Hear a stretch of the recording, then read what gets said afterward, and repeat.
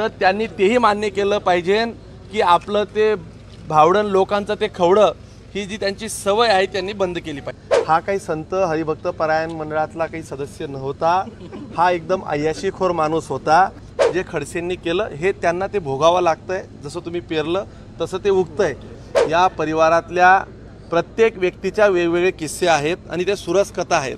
मंगेश दादा, खडसेंनी एक विषय बघा, खडसे काय प्रश्न उपस्थित करता याला काही अर्थ नाहीये। ते फक्त सनसनाटी निर्माण करण्याचा प्रयत्न करतात।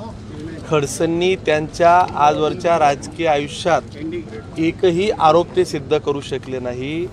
विरोधी पक्षनेता असल्यापासूनचा त्यांचा हा इतिहास आहे। त्यांनी असे अनेक आरोप केले। विरोधी पक्षात असताना त्यांनी विधान भवनापासून अनेक हे केलं। बघा, तुमच्यातलं तुम्ही आता म्हटलात की यामध्ये काही राजकीय आहे का? त्या सुषमा त्या कोणत्या आपल्या वाजंत्री मंडळाच्या आपल्या अध्यक्ष महोदया आहेत, त्या काहीतरी बोलल्यात, आपला सकाळचा भोंगा काहीतरी बडबडला। पण तुम्ही एक वस्तुस्थिती समजून घ्या, हे प्रांजल खेवलकरचं गुगल ड्राईव्ह आहे। यामध्ये गोवा, कोकण, मालदीव्स, मुंबई, ट्रम्पेट आणि वेगास इथली व्हिडिओज आणि फोटोज आता डायरेक्ट पब्लिक प्लॅटफॉर्मवर आलेले आहेत। शेकडो फोटो आहेत, शेकडो व्हिडिओज आहेत की ज्यामध्ये पबमध्ये दिसतं आहे। हा काही संत हरिभक्त परायण मंडळातला काही सदस्य नव्हता, हा एकदम अय्याशीखोर माणूस होता। हे आता एकदम म्हणजे हे काय आता माझ्याचकडे नाही, तुम्ही अजून जळगाववाले कसे इतके जगाच्या मागे राहिले हीच मला शंका यायला लागली। त्या मुंबईच्या तुमच्या प्लॅटफॉर्मवर जाऊन बघा, तुम्हाला गोव्याचे फोटो पाहिजेत, तुम्हाला कोकणचे दाखवू, तुम्हाला मुंबईचे दाखवू का ट्रम्पेटचे कुठे पाहिजे व्हिडिओ सगळं तुम्हाला दाखवतो। आणि हे काही आता आम्ही काही त्याला ट्रम्पेटला पाठवलं, भाडं दिलं, जा बाबा तू, आम्ही नाही केलंय कोणी। हे त्याच पठ्ठ्याच्या सगळ्या गुगल ड्राईव्हमधनं हे सगळं मिळालं आहे आणि हे सगळे आता पब्लिक प्लॅटफॉर्मवर सगळं आलेलं आहे।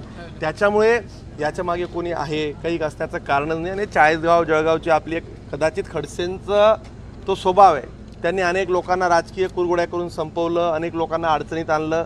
त्याच्यामुळे त्यांच्या परिवारातलं किंवा त्या अडचणीत आल्यावर त्यांना कोणीतरी अडचणीत आणलं हे त्यांना कदाचित ते स्वतःला त्याच्यामध्ये बघतात। परंतु आपल्या जळगावचा एक चांगला इतिहास राहिला आहे, चांगली परंपरा राहिली आहे।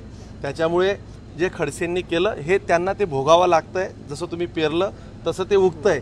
त्याच्यामुळे याला कुठेही राजकीय दृष्टिकोनातून बघण्याचा प्रश्नच नाही। कालचा जो तुम्ही म्हणताय की बाबा याच्यात काही झालं का, आता त्याच्यामध्ये त्यांनी रूमच त्यांच्या नावाने बुक केली आहे, ऑनलाईन पैसे दिलेले आहेत, त्या मुलींचा अजून जबाब व्हायचा, ते ब्लडचे सॅम्पल्स आहेत।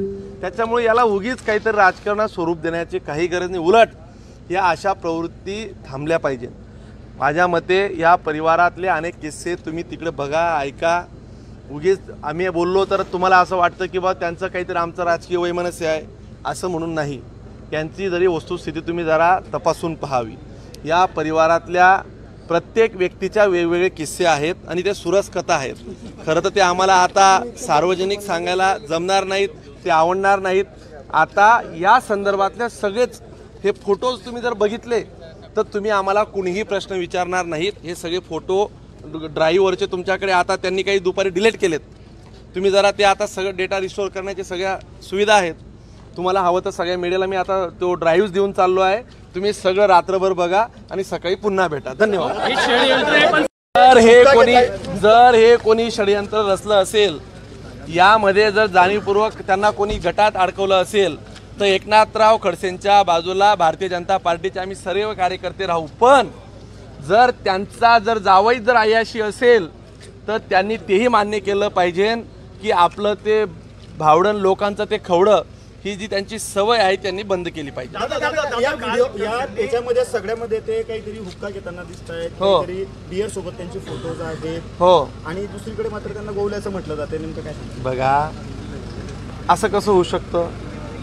तुम्हाला मी गोवू शकतो का? तुमचा कुठल्या तरी बाईशी फोनवर बोलणं झालंय, कुठेतरी भेटला आहेत, कोणाला तरी पैसे दिले आहेत, त्या तिथं महिला आल्या आहेत, त्या काय आम्ही सांगितलं का? त्यांचे डेलीचे कॉन्टॅक्टमधले लोक आहेत। रविवारी कुठे जायचं, सोमवारी कुठे जायचं, मंगळवारी कोणासोबत थांबायचं हे त्यांचा ठरलेला उपक्रम आहे। त्यांचे अनेक राजकीय दुश्मन आहेत, अनेक बारच्या उधाऱ्या दिलेल्या नाही आहेत, एखाद्या बारवाल्याने टिप दिली असेल, काही असू शकतं, अनेक त्यातल्या शक्यता आहेत। अजून पोलीस तपास करतायत, तुम्ही जरा थांबा, पिक्चर बी बाकी आहे।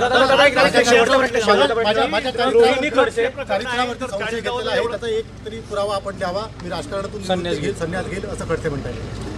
बघा, आता थोडे दिवस थांबा, एवढा निर्लज्ज, बेशरम, हलकट, नालायक माणूस आम्ही राजकारणात कधी पाहिला नाही. एवढे पुरावे लोकांना देत आहे, धडधडत पुरं जग पाहत आहे, सगळे जावायचे कारनामे पाहत आहे, दूध संघात सगळ्यांनी पाहिलंय, तिथं अपार झालेत. आता कोणते पुरावे पाहिजे नाही. तुम्हाला SIT नेमली, 137 कोटीचा दंड झाला आहे. आता तुम्हाला काय साक्षात ब्रह्मदेव येऊन सांगेल की एकनाथ गणपत खडसे किंवा गणपत दामू खडसे त्यांना जाऊन सांगतील की ए राजा तू बंद कर रे, हे आवर रे. आता त्यांना कसं आहे, मला नाही आबरून मी कशाला घाबरू अशी त्यांची परिस्थिती झाली आहे. ते काही आबरूदार माणूस नाही आहे, त्याच्यामुळे त्यांना शुभेच्छा. आता एक शेवटचा प्रश्न. रोहिणी खडसे वारंवार त्या ठिकाणी ड्रग्जवरून सरकारवर हल्लाबोल करत होत्या आणि आता कुठेतरी त्यांचेच त्या ठिकाणी ड्रग्जमध्ये सापडले. काय झालं त्यांच्या व्यवसायात बघा, तुम्हाला याच्या बाबतीत मी तुम्हाला आरोप करत नाही आहे, थोडी वस्तुस्थिती सांगतोय. कायमचा कन्झम्पशन वापरणारा माणूस म्हणजे पुरावे आले, व्हिडिओ आलाय, अजून काही वेगळे पुरावे पाहिजे असतील तर त्याचे आता लॅबचे रिपोर्ट गेले, ते लॅबचे रिपोर्ट येऊ द्या, ते तुमच्या समोर देऊ. धन्यवाद.